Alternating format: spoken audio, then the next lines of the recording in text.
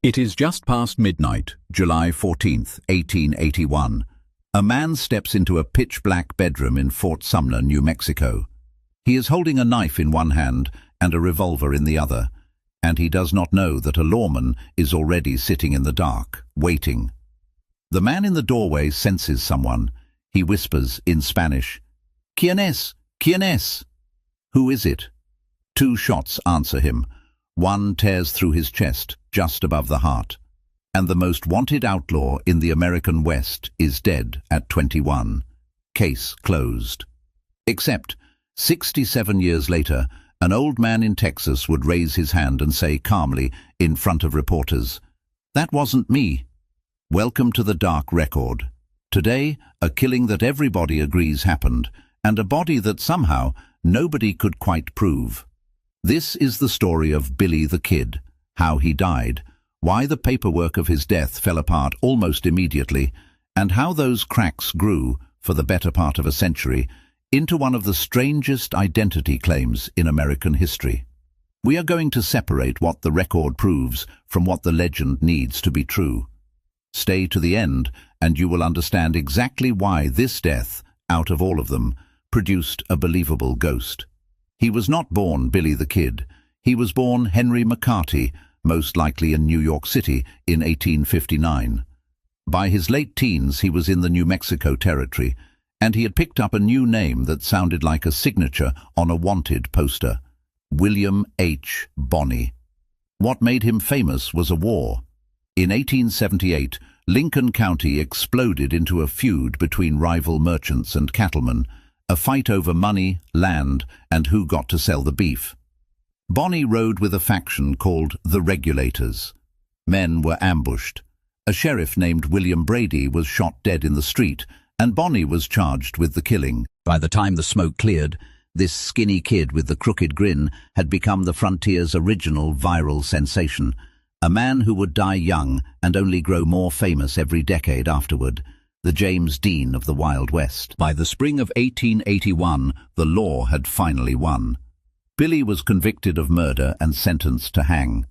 He was locked in the top floor of the Lincoln County courthouse, chained hand and foot, with 2 deputies guarding him. It should have been the end. On April 28, 1881, it wasn't. While the sheriff was out of town, Billy slipped a hand free of his cuffs, overpowered one deputy and shot him dead on that staircase, then took a shotgun to the second deputy in the street below. Still wearing his leg irons, he calmly found a horse and rode out of town in broad daylight, with the whole of Lincoln watching. The kid had a habit of not staying where you put him, shrugging off certain death and getting back up like the villain in a slasher movie who sits upright the second you turn your back. And speaking of things that refuse to stay put, Billy escaped the one place he was supposed to. The subscribe button, on the other hand, is not going anywhere until you move first. Go press it, then come right back. That escape is the detail that matters most for everything that follows, because it taught an entire territory a lesson it would never unlearn. Billy the Kid was a man who got out of impossible rooms alive. The man hunting him was Sheriff Pat Garrett, who had once known Billy personally. In July of 1881, Garrett got a tip that the kid was hiding out near Fort Sumner, sweet on a local girl. On the night of the 14th, Garrett went to the home of a rancher named Pete Maxwell to ask where Billy might be. He sat down in Maxwell's darkened bedroom to talk. He could not have planned what happened next. Billy, unaware Garrett was even in the territory, walked into that same dark room, looking for a cut of beef from the kitchen. He saw a shape he didn't recognize. He asked who it was. Garrett knew the voice. He drew and fired twice into the dark, and that is the moment the official story wants you to accept as final. A clean shot, a known man, a famous outlaw, gone. But the sun came up on July 15th, and the story started coming apart in the daylight.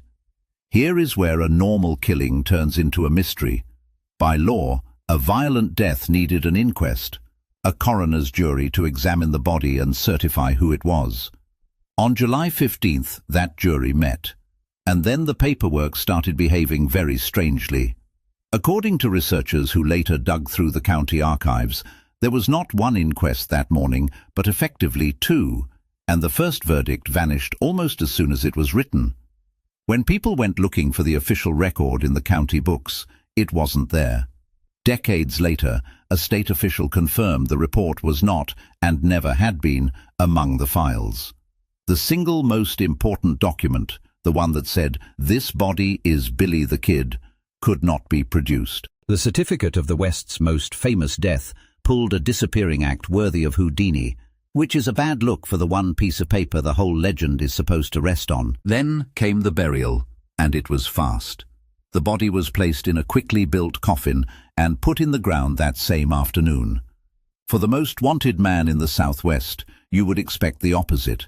The corpse displayed, the identification witnessed by half the territory. Instead, access was restricted, an armed guard kept the lid shut, and by some accounts, very few people got a clear look at all. And in an era when lawmen loved nothing more than a photograph posing over a dead outlaw, Pat Garrett, who had every reason to want the credit, took no trophy picture at all. It's the frontier equivalent of winning the biggest prize of your life and refusing to walk the red carpet. The one document that proved Billy was dead vanished into thin air. Do me a favor so this video doesn't do the same in your feed. Tap the bell so the dark record actually shows up next time. One more detail, and it is almost funny. Years later, when people tried to locate the exact grave, the surviving pallbearers couldn't agree on where they'd buried him, each pointing to a different spot before settling on a compromise in the middle. Now, none of this proves Billy survived. Frontier record-keeping was sloppy, and a hot July made for fast funerals. But it left a door open, and in 1948, an old man walked through it. In 1948, a St. Louis paralegal named William Morrison was chasing a rumor across the South that Billy the Kid had never died and was living quietly in Texas under another name. The rumor led him to an elderly man in the town of Hico named Ollie Roberts, known to everyone as Brushy Bill. Brushy Bill's claim was extraordinary and specific. He said he was Billy the Kid. He said Garrett had killed the wrong man that night and that he had lived under the radar for decades. And, reportedly, he wanted one thing before he died: the pardon. Because Billy the Kid really had once been promised amnesty by a territorial governor, Lew Wallace, in exchange for testimony, a promise that, in real life, was never honored. So let me put you in the room. A 90-year-old man walks up and tells you, dead serious, that he is the most famous outlaw in American history, back to collect a favor a governor owed him 70 years ago. Do you believe him?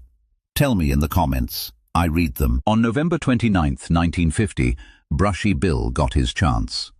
Morrison arranged a meeting with the sitting governor of New Mexico, Thomas Mabry, to ask for that old pardon in person. Reporters packed the room. This was the moment to prove it. And it collapsed. Under the pressure and the questions, Brushy Bill reportedly could not remember basic things Billy the Kid would have known cold, including, by several accounts, the name of the man who supposedly shot him. He didn't have his notes. He froze. He'd nailed every rehearsal for 2 years, and then walked into the one exam that mattered and left his cheat sheet at home, like a student who suddenly can't recall his own address in front of the whole class. The governor said no. Brushy Bill went home humiliated, and within weeks, on December 27, 1950, he was dead of a heart attack, taking the truth, whatever it was, with him. So was there anything to it? This is where it gets genuinely hard, because the evidence does not all point the same way, and honest people have landed on opposite sides. For the supporters, Brushy Bill's body was reportedly covered in scars, dozens of old bullet and knife wounds, roughly matching the violent life Billy had led. There were sworn statements from people who said they'd known the kid and recognized him, and in 1990, 2 imaging experts at a Texas university ran the old man's face against the authenticated tintype using recognition techniques, and reportedly landed on a 93% match, one of them saying it proved the case beyond the shadow of a doubt. But another team, commissioned by a heritage trust, ran a competing study and fed 150 faces through the computer. Brushy Bill's ranked 42nd. 41 other people resembled Billy the Kid more closely than he did. 2 labs, 1 face, opposite answers. Like 2 art authenticators staring at the same painting, one shouting, "Priceless masterpiece!" and the other, "Gift shop poster." And there was a problem no scar could explain. Billy the Kid grew up around Fort Sumner's Hispanic community and spoke fluent Spanish, the very language of his last words that night in the dark. Brushy Bill, by multiple accounts, spoke almost none, which is a strange thing to lose. You might forget a sheriff's name in 70 years. Forgetting the language you thought in your whole life is like an Italian waking up one morning unable to order a coffee. Decades later, some officials thought they could settle it for good with modern science. In 2003, a New Mexico sheriff opened a formal investigation and floated the idea of exhuming the remains for DNA testing. The governor himself reportedly intrigued by the old broken promise. But the exhumations were challenged, permits were refused, and by 2004, the courts shut it down. The one test that might have ended the argument was never allowed to run. So here is where the record actually stands, stripped of romance. Historians overwhelmingly agree that Billy the Kid died that night in 1881, and that Brushy Bill, a man who couldn't answer the simplest questions and couldn't speak Billy's own second language, almost certainly was not him. But notice what actually built the legend. It wasn't the old man in Texas. It was the paperwork, the inquest that disappeared, the burial done in an afternoon, the photograph nobody took, the grave nobody could find. A man who had already escaped one impossible room, buried by a system that lost his death certificate. Give a story that many loose threads, and someone, eventually, will pull one. That is the real lesson of this case. A legend doesn't grow in spite of the evidence. It grows in the gaps of the evidence, in every box the record left unchecked. So, was it really Billy the Kid who died in that black room on July 14, 1881? Almost certainly, yes. Was the case ever truly, cleanly closed? Look at the missing verdict, the sealed coffin, the grave 4 men couldn't find, and honestly, you tell me. The dark record is exactly this. The case built back up piece by piece, so you can decide where the fact ends and the legend begins. If that's your kind of story, subscribe. There's a new one every week, and the next mystery is already loading. Because some men die once in the history books, and then spend the next 100 years refusing to stay buried.